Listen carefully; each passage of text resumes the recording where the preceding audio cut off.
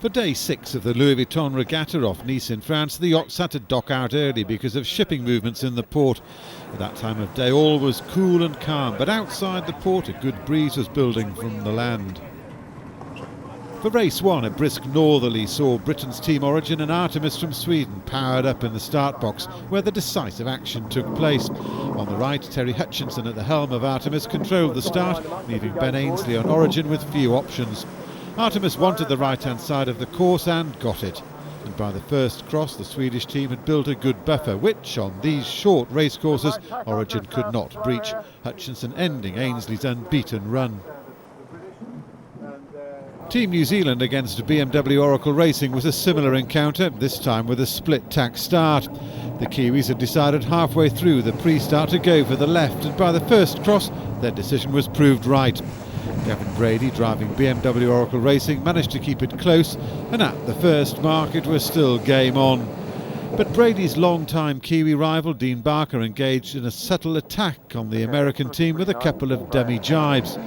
Brady bought one, and after the ensuing split, Emirates Team New Zealand took off to remain unbeaten with 6 straight wins. Russia versus France in race 3 saw the Synergy team bow to bow with TFS Pajun, and the French were in trouble.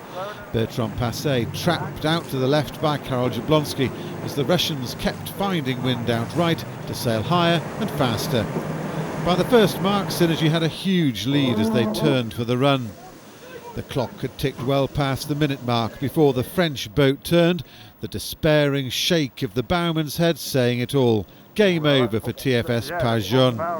Jablonski held all the cards and sailed off to win by a massive margin. By contrast, Azzurra's encounter with All for One was anything but a procession. At the first cross, the Italians were showing their stern flag to All for One, Francesco Bruni looking comfortably in charge.